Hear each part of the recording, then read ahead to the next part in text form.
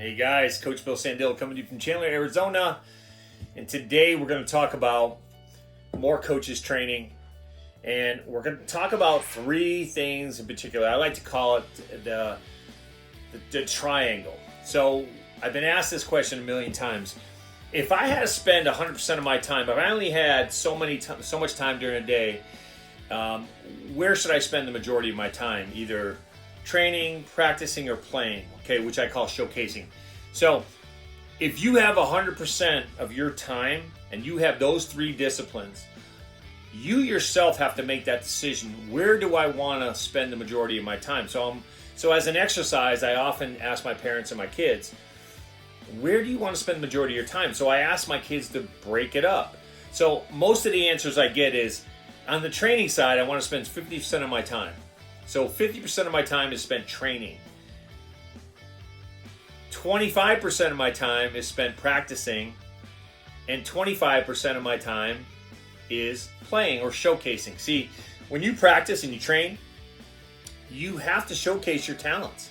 Otherwise, you don't know if the training is actually working.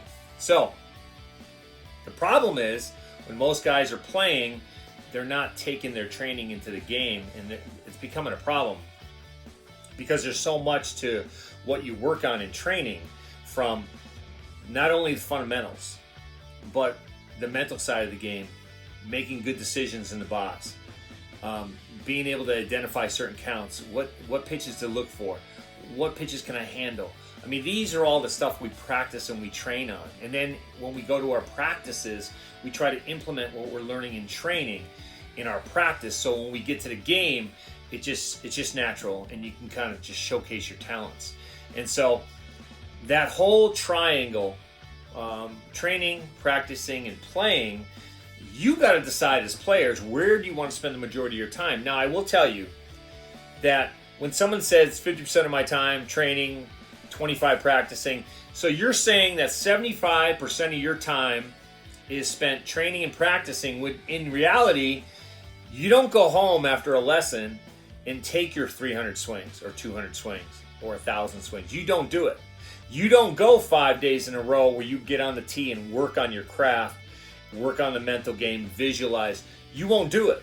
I hear from so many parents that will tell me that my son, I give them a ton of information. I give them a hitting program, a tee program to do at home, and they'll come to a lesson, they'll do great, they'll leave, and for 4 days they don't pick up another bat unless they're going to a practice or a game with their travel team or their school team. And that's where the training fails. Because if I have you for an hour, you got to be able to, in that hour, really, really digest what we're saying, because you have to go home, and I always say the next 4 days, try to duplicate this lesson, get in your swings, get in another 1,000 swings, right? That way when you show up to practice, you can implement what we're learning, duplicate, work on the visual stuff, work on the visions, the mental stuff, work on, good decision making. And then when you get to the game, everything just kind of lights up. Like at 7:05 and the lights go on, you just perform. And you don't have to worry about all those other things we work so hard to do in our training and in our practicing. So really, that's what it's all about, guys. Make sure that if you're going to put high numbers on your training and your practicing, that you're realistic, that you're honest with yourself. Because at the end of the day, you got to make decisions in the box for you.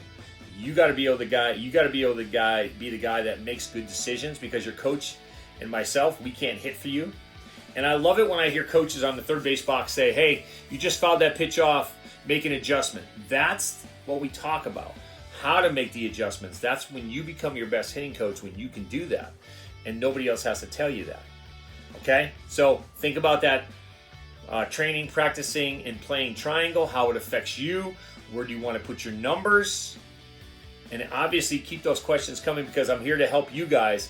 And don't forget, we just launched our Mind Body Baseball online training, which is an extension of your in-person training. So if you want to talk about the mental game exclusively on Sundays or Friday nights, we have a bunch of clients that are continue to do this.